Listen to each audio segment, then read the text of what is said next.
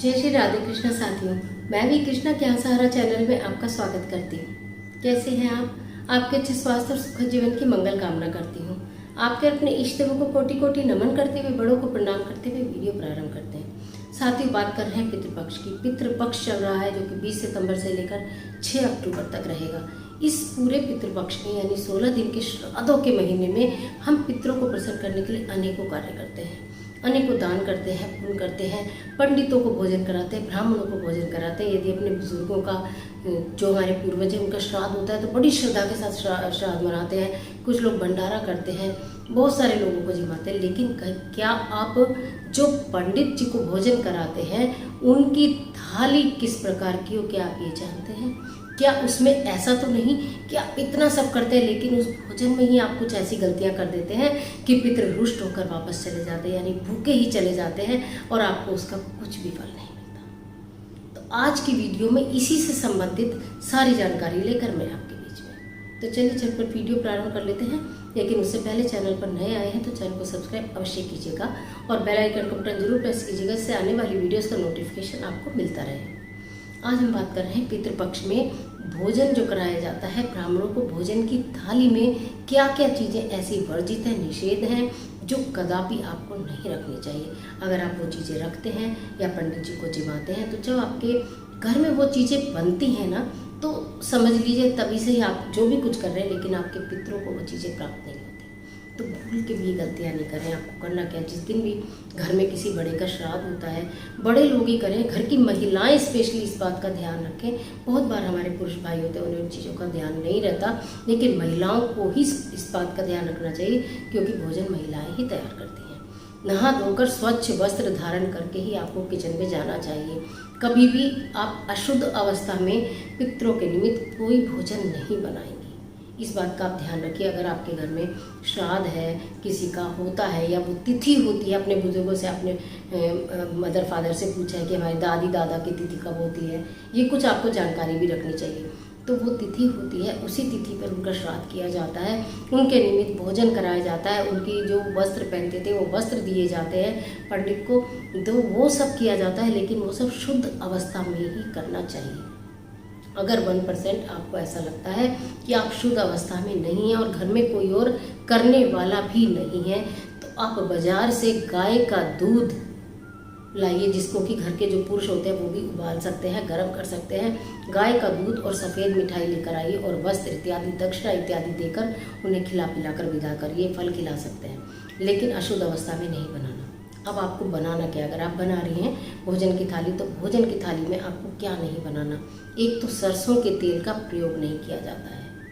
जो श्राद्ध की थाली बनती है पंडित की, उसमें सरसों के तेल का प्रयोग ना करें, रिफाइंड करें, या जो भी ऑयल और कोई आपके घर में खाया जाता है वो आप पका सकती हैं।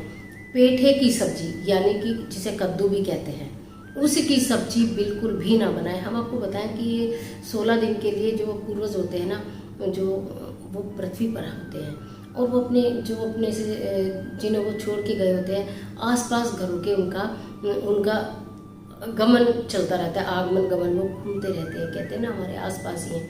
वो ये देखते हैं कि घर में क्या, जिस समय उनका कोई तिथि होती है तो बहुत उम्मीद होती है कि हमारे जो वंशज हैं वो हमको याद कर रहे होंगे, हमसे स्नेह कर रहे होंगे, हमारे लिए कुछ व्यवस्था कर रहे होंगे। वो हमारे लिए सारी व्यवस्था करके गए हैं। तो जब अगर आप इस तरह की गलतियां कुछ कर रहे होते हैं तो वो चुपचाप नाराज होकर चले जाते हैं, क्योंकि भोजन में वो चीज़ें स्वीकार्य होती ही नहीं है जो हम गलती से बना देते हैं। और हम अपने मन में ये खुश होते हैं कि हमने श्राद्ध किया, आज हमने पंडित को जिमाया, हमने ये दान किया, हमने वो दान किया, लेकिन कुछ भी फायदा नहीं हुआ। उसके पीछे कहीं ना कहीं कोई कमी रह जाती है, कोई गलती रह जाती है जो हमें नहीं पता होती, अनजाने में हो जाती है। तो आपको क्या करना है कि थाली में एक तो पेटे की सब्जी नहीं बनानी, दूसरा कभी भी ब्राह्मण की थाली में नमक और अचार आपको नहीं रखना चाहिए। आप चाहें तो एक अलग कटोरी में थोड़ा सा नमक और एक अलग कटोरी में थोड़ा सा अचार, उनकी थाली से अलग, उनकी थाली में जो भोजन है उससे अलग आप दे सकते हैं कि आपको आवश्यकता है तो वो ले लें, लेकिन आपको थाली में बिल्कुल भी नहीं रखना। कोशिश ये करिए कि अगर आप घर में खीर बनाते हैं तो गाय के दूध की खीर बनाएं, भैंस के दूध की खीर ना बनाएं।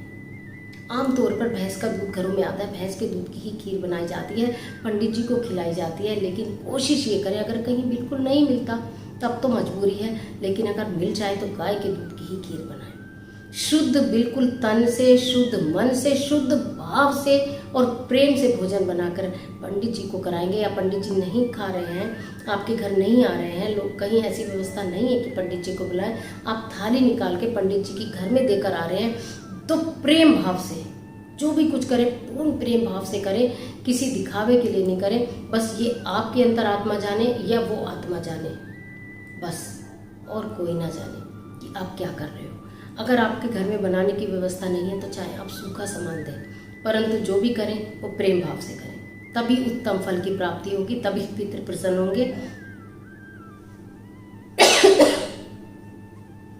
तभी आपकी मनमांगी मुराद पूरी होगी, तभी आपके घर में सुख समृद्धि आएगी, घर से कलेश, परेशानियां, दिक्कतें दूर होंगी।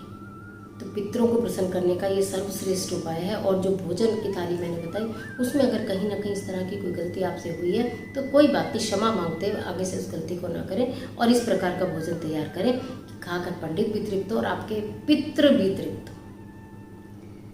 तो आशा करती हूँ जानकारी आपके लिए निश्चित उपयोगी साबित होगी। मिलती हूँ एक और इसी से संबंधित वीडियो लेकर, तब तक हंसते रहिए, मुस्कुराते रहिए, अपना और अपने अपनों का ख्याल कीजिए। वीडियो अच्छी लगे तो लाइक कीजिए, जिसे ज़रूरत है उसे शेयर कीजिए। कमेंट बॉक्स में हर हर महादेव लिखना बिल्कुल मत भूलिए। ईश्वर आपकी मदद करे।